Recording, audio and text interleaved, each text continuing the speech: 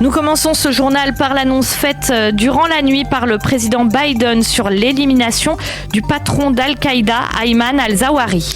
Oui, effectivement, selon le président américain, cette élimination s'est produite dans la nuit de samedi à dimanche à l'aide d'un drone offensif qui a éliminé celui qui avait succédé à Oussama Bin Laden à la tête de l'organisation terroriste d'Al-Qaïda. En 2011, al-Zawahiri était considéré comme l'un des cerveaux de l'attaque terroriste du 11 septembre contre les tours jumelles et contre le Pentagone. La frappe du drone est intervenue au-dessus de Kaboul, la capitale afghane. Nous avons fait justice, a déclaré Joe Biden. Donc dans la nuit, il faut souligner que al-Zawahiri était l'un des terroristes les plus recherchés de la planète et que sa tête avait été mise à prix pour un montant de 25 millions de dollars. Et toujours sur le plan sécuritaire, mais cette fois-ci bien plus proche d'Israël, une arrestation d'un leader du mouvement du djihad islamique. Oui, cette arrestation est intervenue la nuit dernière lors d'une perquisition des forces de sécurité à Jenin. Les forces ont interpellé Bassam El-Saadi, 62 ans, un des responsables du djihad islamique en Judée et Samarie. Il avait déjà purgé plusieurs peines de prison en Israël. Lors de l'arrestation, des tensions sont apparues entre les forces israéliennes et des Palestiniens qui voulaient protéger le terroriste.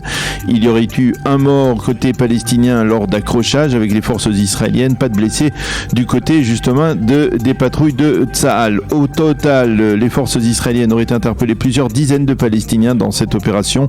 Au sein des forces de sécurité, on redoute désormais une escalade de la violence qui pourrait être provoquée par le djihad islamique, en particulier avec une riposte dans le sud.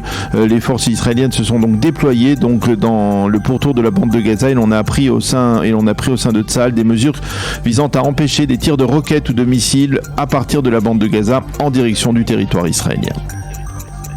Le ministre de la Défense, Benny Gantz, a décidé quant à lui de monter au créneau pour critiquer très fermement la présence de soldats du contingent dans les prisons peuplées de détenus sécuritaires. Et oui, Benny Gantz s'est montré très ferme hier. Il a tout simplement interdit ou donné des ordres pour interdire la présence de jeunes soldats dans ces maisons d'arrêt.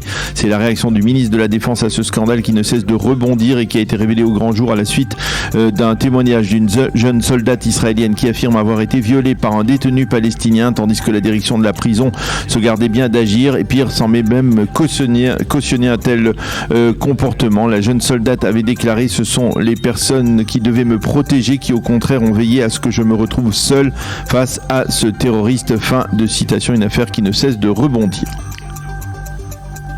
La police israélienne a quant à elle l'intention de reprendre l'utilisation des logiciels d'espionnage tels que Pegasus. Oui, une intention qui intervient après que la commission Merari ait déterminé que la police n'a pas fait usage abusif de ces logiciels. Selon la commission, il n'y a pas eu d'utilisation de ces logiciels d'espionnage sans que la démarche ne soit accompagnée, comme le veut la loi, d'un ordre écrit visant à autoriser ces écoutes, même si parfois on a eu le sentiment que la police outrepassait certaines de ses prérogatives.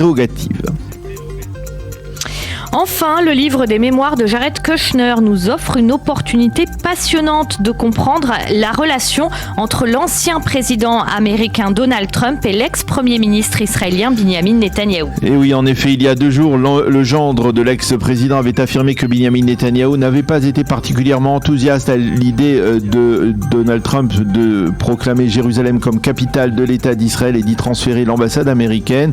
Hier, Jared Kushner a expliqué dans d'un autre chapitre de son livre de mémoire que Trump s'était senti humilié par le comportement de Binyamin Netanyahou, cette fois lors de la signature de la cérémonie de signature du fameux deal du siècle en janvier 2020 à la Maison Blanche. En effet, Donald Trump avait alors demandé à Binyamin Netanyahou d'être bref dans son discours et apaisant envers les pays arabes régionaux, mais au lieu de cela, Binyamin Netanyahou, qui se trouvait alors en pleine campagne électorale en Israël, avait fait un discours fleuve qui avait une forte connotation électorale et populiste. Selon Kushner, Trump aurait été tellement déçu par le comportement de Netanyahou qu'il aurait même envisagé de soutenir publiquement, donc au moment de ces élections de mars de 2020, la candidature de Benny Gantz au poste de Premier ministre.